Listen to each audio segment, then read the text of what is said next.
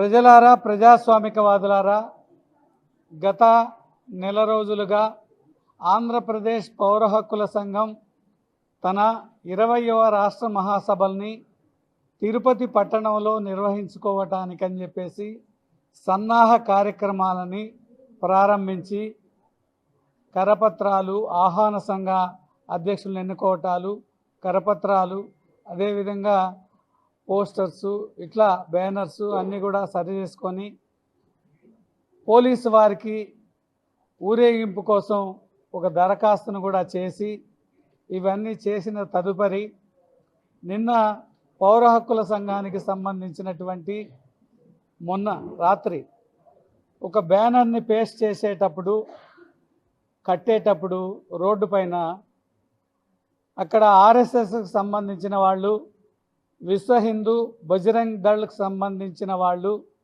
అక్కడికి వచ్చి పన్సారే, దబుల్కర్ అట్లనే ఇట్లాంటి తదితరుల్ని చంపిన హిందూ మతోన్మాదుల్ని శిక్షించాలి అని చెప్పేసి ఆ బ్యానర్ కంటెంటు, ఆ బ్యానర్ని పెట్టుకొని అక్కడ కడుతూ ఉంటే ఈ బ్యానర్ని కట్టడానికి వీల్లేదు, మీరు హిందూ మతోన్మాదం ఎట్లా అవుతుంది అని చెప్పేసి ఒక వాదన పెట్టుకోవటం జరిగింది. ఈ వాదనని మా వాళ్ళు ఇక్కడ వాదన ఎందుకండి, ఎవరైతే మేము కూడా హిందువులమే, అయితే ఎవరైతే హిందువుల పేరు చెప్పుకొని మతోన్మాదాన్ని సృష్టిస్తూ ప్రజల మధ్య కల్లోలాన్ని సృష్టిస్తున్నారో వాళ్ళకు వ్యతిరేకంగా రాసింది మాత్రమే ఈ బ్యానర్ అని చెప్పినా కానీ వాళ్ళు వినకుండా అవన్నీ లాగిపడేసి గొడవ చేశారు. అట్లనే ఇంకొక బ్యానర్ ఏంటంటే సత్యమేవ జయతే, సత్యమేవ అజయతే అని చెప్పేసి మన వాళ్ళు రాశారు.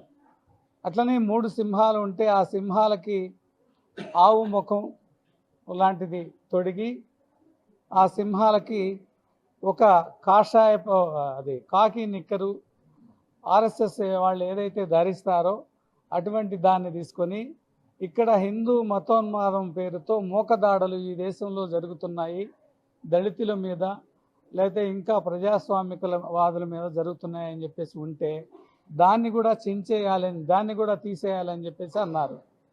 అప్పుడు మా క్రాంతి చైతన్య అక్కడికి వెళ్ళి ఇక్కడ రోడ్డు మీద వాదనలొద్దు, రాత్రి 11:30 సమయంలో రాత్రిపూట వాదనలొద్దు, ఈ వాదనల వల్ల ఉపయోగం ఉండదు, మీకు మాట్లాడే స్వేచ్ఛ ఉంది, మీకు దీని మీద ఈ పోస్టర్ మీద ఏమైనా కేసు పెట్టుకుంటే పెట్టుకోండి, కేసు పెట్టుకునే స్వేచ్ఛ కూడా ఉంది, మాకెట్లయితే భావ ప్రకటన స్వేచ్ఛ ఉందో మీకు కూడా ఉంది, ఇక్కడ వాదనలు వద్దు అని చెప్పేసి సర్ది చెప్పటం జరిగింది.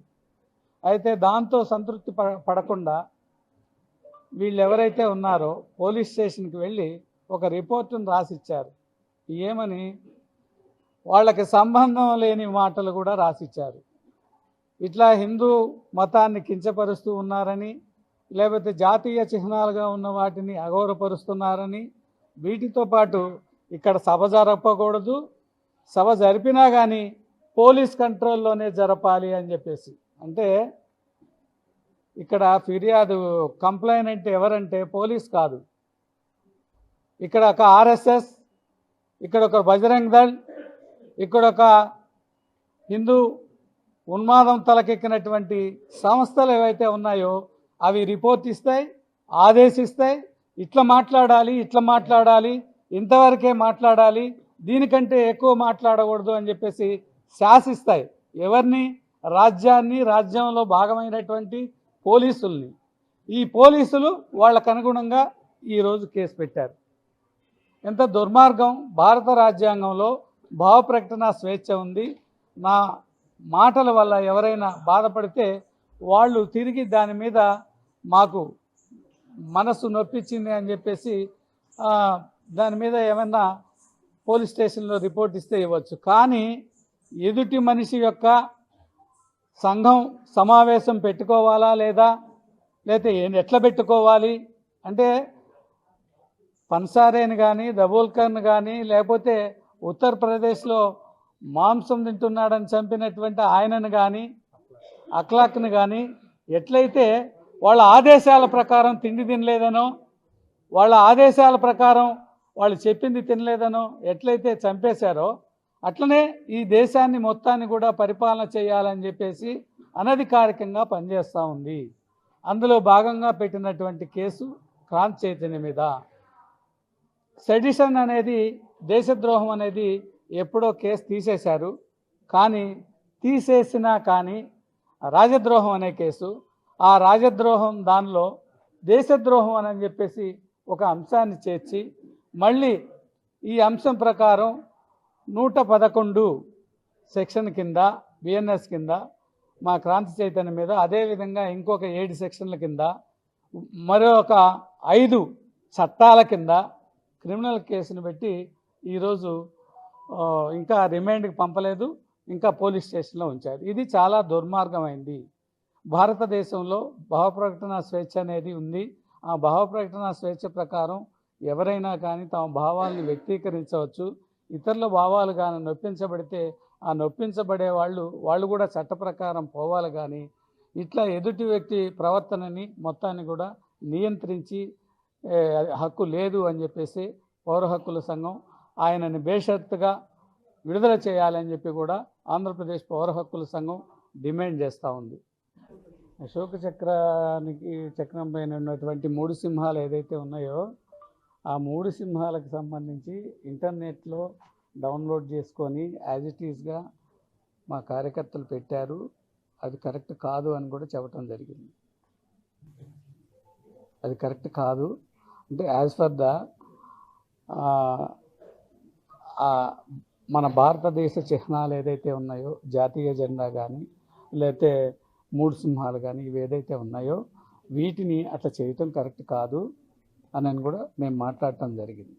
అయితే ఇంకొకటి, భావప్రకటన స్వేచ్ఛకు సంబంధించి మాత్రం హిందూ మతోన్మాదులు చేసిన హత్యని మేము ఖచ్చితంగా ఖండిస్తాం. మేము కూడా హిందువులమే. అయితే ఆ మతం ఉన్మాదం కాకూడదు, ఇతరులని చంపేసే అంత కాకూడదు. కాబట్టి అటువంటి చర్యలనే కానీ హిందూయిజాన్ని కానీ లేకపోతే ఇంకోటి దాన్ని కానీ పట్లగా ఎటువంటి పౌర హక్కుల సంఘానికి ఎటువంటి దేశం కానీ వ్యతిరేకత కానీ ఏమీ లేదు. ఈ రెండింటిని క్లారిఫికేషన్ చేసాం. ప్రింటింగ్ డౌన్లోడ్ చేసి ప్రింటింగ్ చేసుకోండి. ఆ ఒక్కటి మాత్రమే దబోల్కర్ది. ఇది మాత్రం మేము యాజ్ ఇట్ ఈస్గా మేము చెప్పింది ఏదైతే ఉందో దాని మీద నేను నిలబడుతున్నాం. ఉన్మాదులు చేసిన చర్యను ఖండిస్తున్నాం కానీ హిందువులంతా కూడా ఉన్మాదులు కాదు. మా ఆహ్వానానికి ఇంత పెద్ద ఎత్తున స్పందించిన తిరుపతి మీడియాకు తప్పకుండా మేము అభినందనలు చెప్పవలసిందే. ఈ సభల సందర్భంలో ఒక బ్యానర్ మీద వచ్చిన వివాదం వలన మా సంఘం యొక్క అసలు నిజానికి ఈ మొత్తము ప్రోగ్రాంకు బాధ్యత తీసుకున్న క్రాంతి చైతన్య ఆయన లాయరు, చాలా ప్రసిద్ధి చెందిన లాయరు. ఆయన మీద ఆయన అరెస్ట్ చేశారు. అలాగే సెడిషను కేసు పెట్టారు. సెడిషన్ అంటే గాంధీ గారు మీద పెట్టిన కేసు. అది ఉద్యమాల్లో ఉన్నటువంటి వాళ్ళ మీద సెడిషన్ పెడతారు. కానీ ఒక బ్యానర్ మీద ఏదో తప్పు జరిగింది అనేటువంటి దాని మీద సెడిషన్ పెట్టడం అంటే ఇది చాలా అభ్యంతరకరమైన విషయం. కనుక మేము పౌర హక్కుల సంఘం నుంచి ఈ సెడిషన్ ప్రొవిజన్ ఏదైతుందో దాన్ని క్రాంతి చైతన్య అలాగే ఇంకొకరిద్దరి మీద పెట్టారు. దాన్ని పూర్తిగా వాళ్ళు వెనక్కి తీసుకోవాలి అనేది మా ప్రధానమైన డిమాండ్.